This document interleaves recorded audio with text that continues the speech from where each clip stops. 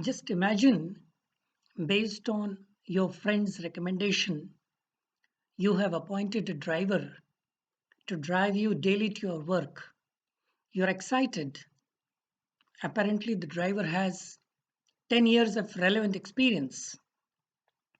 You expect the driver to clean the car, maintain the car. The driver arrives dressed shabbily, looks like he has not showered and is smelling. You tell him to dress properly and come every day having taken his showers so that he's presentable. The driver drives the car rashly, does not follow road manners, is in a great hurry to drive past the red signal, appears overconfident. No wonder within a couple of days your car has few scratches and dents. You wonder whether your choice of recruiting him is a wise one. You want to terminate his services, but, and this is a big but, he produces his driving license and a recognition of prior learning RPL certificate. As per that certificate, he has undergone few hours of soft skills orientation and few hours of domain training that has in his mind and possibly his assessor's mind is good enough to be a good, efficient, and reliable driver.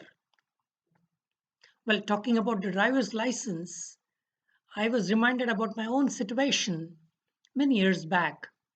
I had a valid Indian and international driving license, and I had to go to Bahrain for work. When I went to the local transport organization to validate my license, he looked at me and asked if I'm an Indian and whether the license is issued from the Indian Regional Transportation Office.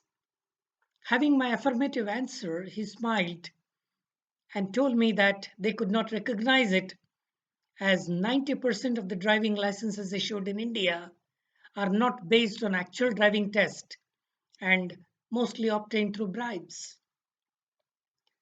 Our world of workforce, and this is unfortunate reality, is full of incompetent, ill trained, badly skilled, ill mannered, and addicted to chewing betel nut or some such gutka products. The number of such people is staggering. How many times we have encountered a plumber visiting our house for repairs and damaging the taps and faucets, and of course, learning in that process. Spitting on the road after chewing tobacco or pan is a common thing on Indian streets. Do not believe me? Well, just look at any road that you may wish to walk. Every 10 steps, you will find red spots of spitting. If not on the roads, then surely on the staircases of government buildings. The corners of the building are meant for spitting, and dirting is the unwritten rule, or shall I say, code. Indian apparel companies employ hundreds of thousands of sewing machine operators. Over 90% of them are addicted to chewing tobacco. Screening them at the gate does not succeed often as they hide the pouches in the bread they carry for the lunch. A visit to their washrooms will make you puke. Many ladies from affluent families have told me that their cleaning maid makes the house and washrooms dirtier than they were before. I would not blame the maids as their mental imagery of cleanliness is drawn from their huts any which ways. The question that we need to answer is this: why most of the workforce are not trained properly to do their jobs with finesse? Why they continue to persist with their habits? And most importantly, why are we expecting them to wipe away years of incompetence and faulty hygiene practices in a day?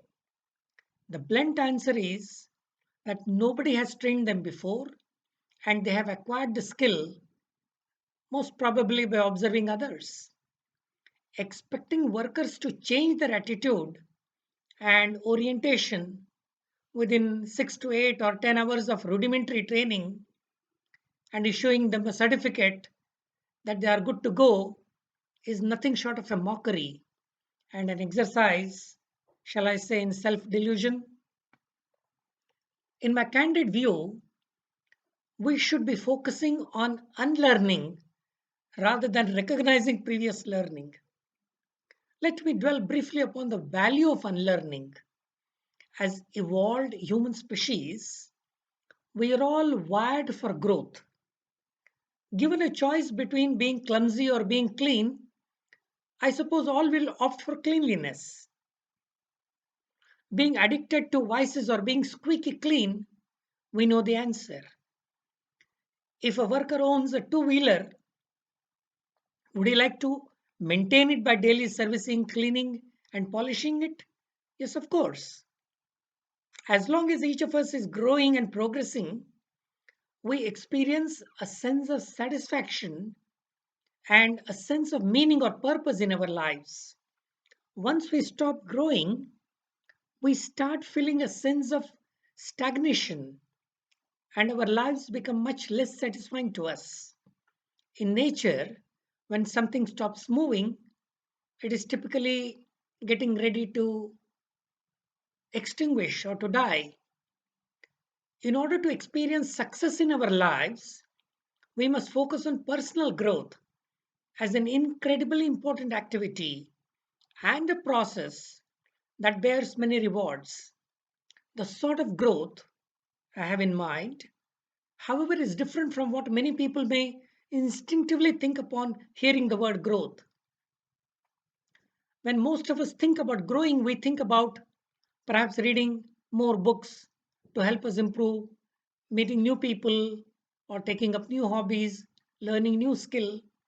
There are, of course, many forms of growth, most of which involve learning. We have a sense that if we are learning more, we are growing. However, I believe one of the most important forms of growth we can undertake is unlearning. All the learnings we do, in a sense, involves unlearning.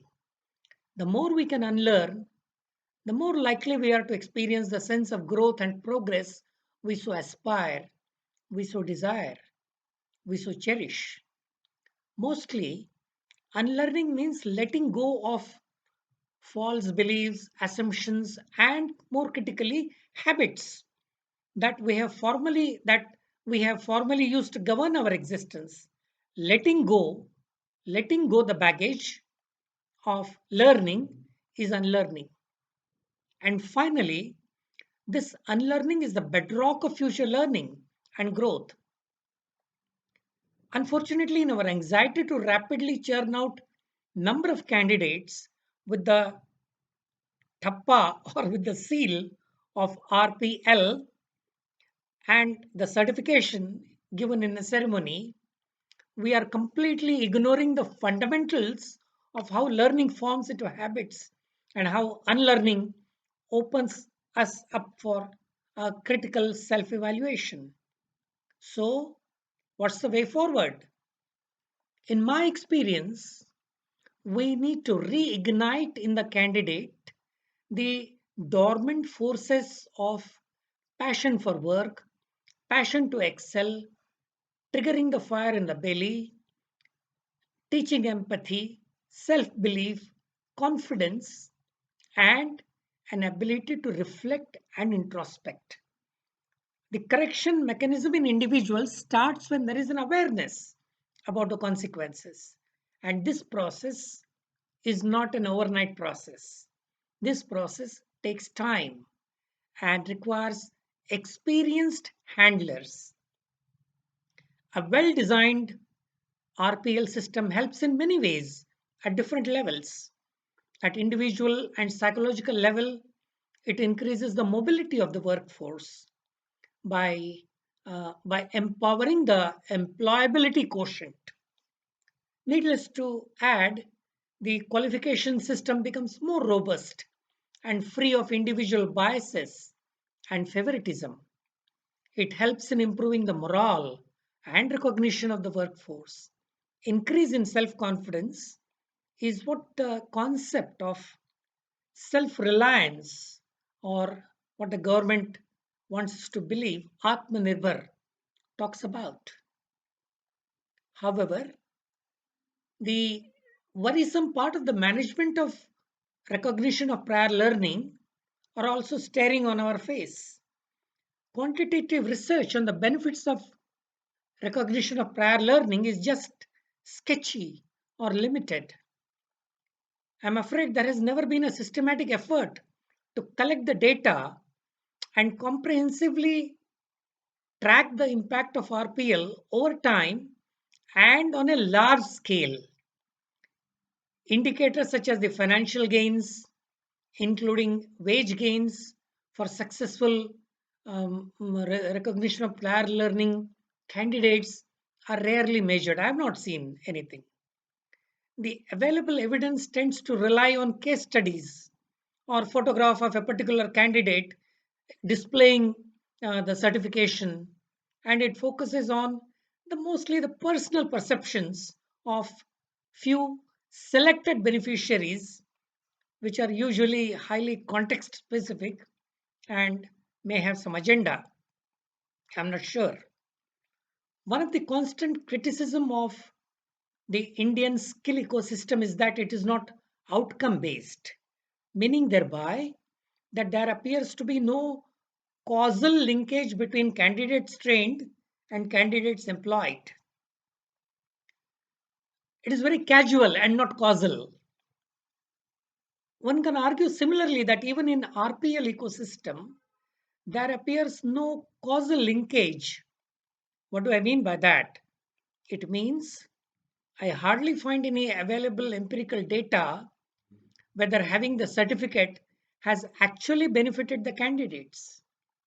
In addition, and this is very important, there is a fundamental theoretical challenge to resolve, that is, whether experiential knowledge can be properly codified into credits.